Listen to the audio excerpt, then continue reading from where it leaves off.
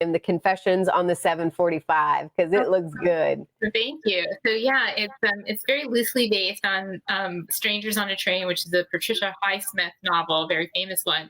And at the beginning, we meet Selena Murphy. She's a young mom, and she's had a horrible day, a really bad day. So of course, as soon as she gets on her commuter train home, it dies on the tracks. And she's sitting in the dark of this train, and she's sitting next to a beautiful stranger, and this woman strikes up a conversation with a confession. And maybe it's the terrible day she's had or the drink she shouldn't have had, but Selena shares a dark secret of her own. And then when the train comes back to life and she's headed back to her world, she's embarrassed. She thinks, why did I share this dark secret about myself with a stranger I've never met before?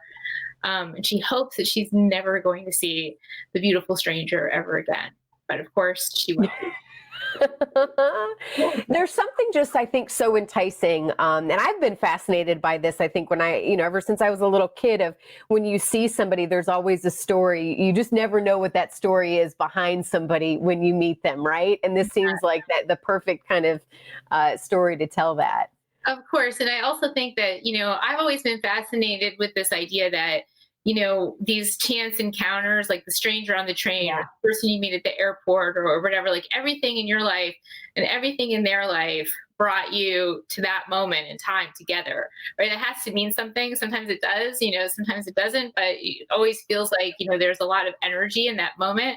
And so that's something that I really wanted to explore in Confessions. So when did you kind of take me on the writing journey behind this? When did you kind of put this story, or kind of feel like this is what your next novel, what you wanted it to be? When did you kind of piece all this together? Yeah, I mean, there's always a germ. There's always like one moment Yeah. that sort of leads me to kind of an obsession about a particular topic. In this case, it was this idea that had been bouncing around my head for a while. It was the idea that you can't con an honest man. And it kind of captured my imagination, my attention, and I started thinking about it. It seems a little bit too simplistic. It has kind of the ring of truth, but it doesn't seem like it could tell the whole story.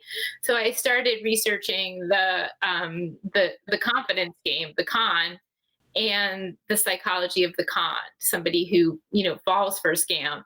And I kind of found that basically pretty much everybody is vulnerable to falling for a good confidence game. And so that was really the germ that led me to start researching more even. And then I heard the voice of Pearl, and then Selena, and these were the voices that drove me through the narrative of Confessions on the 745.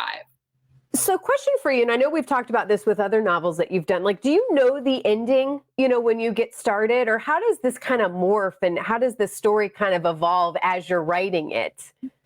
I never know. I never know the ending.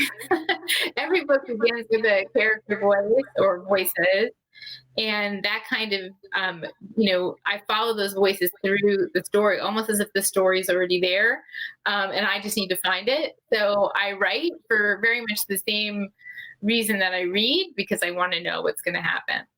Yeah. What are you doing these days to kind of keep entertained and keep content coming your way? Are you reading anything? Do you watch TVs, movies? Yeah, absolutely. I'm a complete story Yeah. junkie, of course, like all my life, television, film, and books. And right now I'm reading a really excellent book called The Biggest Bluff, which is by Maria Konnikova, who wrote The Confidence Game, which was one of my big research points for Confessions. But I'm reading her book about how she turned herself into a